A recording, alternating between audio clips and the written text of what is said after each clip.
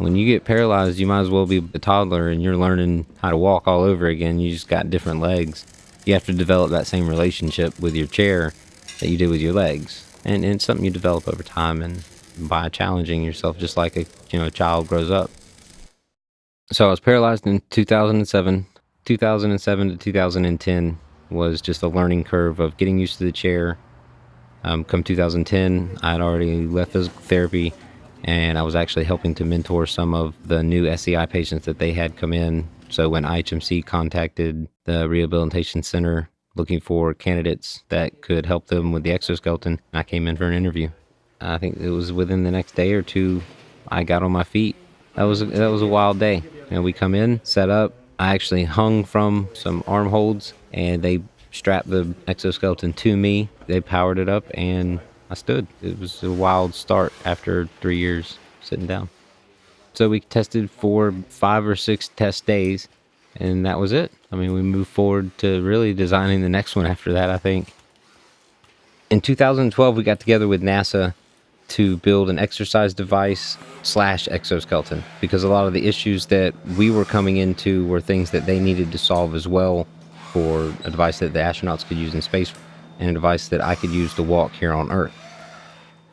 And then we actually branched off into the Grasshopper project, which eventually gave us the actuator that we needed to build the exoskeleton for the Mina V2 that we used in the Cybathlon in 2016.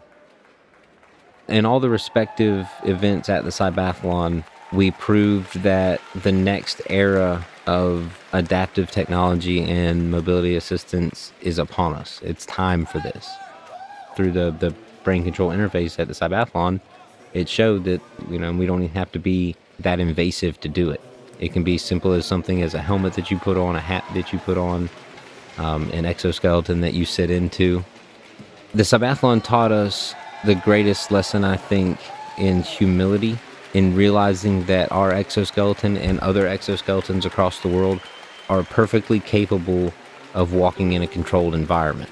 Not only do they need to be able to walk, they need to be able to walk dynamically. I want to say the only thing that stands in between us and having a working exoskeleton is time, but in all reality, there's 2 factors in this, not just the time to figure it out, but also the funding to back that research in order to have the time to do it. Luckily, the Toyota Mobility Foundation has organized this international news and media campaign to really give 5 people the opportunity to have the time to do that. So we've made it to the second stage of that, which is the 5 finalists, and we will be working toward an eventual judging and awarding ceremony at the Toyota Pavilion in Tokyo in 2020. There's been a lot of people that have been put in a wheelchair or a spinal cord injury situation.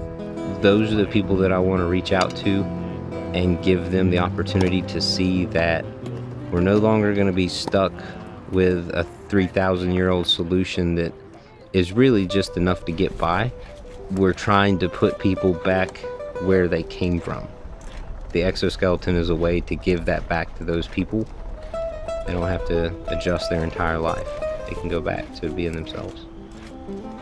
So we're engineers, software developers and scientists here at IHMC. We're not marketers or salesmen or anything like that. The only roadblock that we have is the supplies and the time to do this. The best way to help is to get in touch with us and see what part you can play in our effort. We're already a team here, and we're really just looking for new members.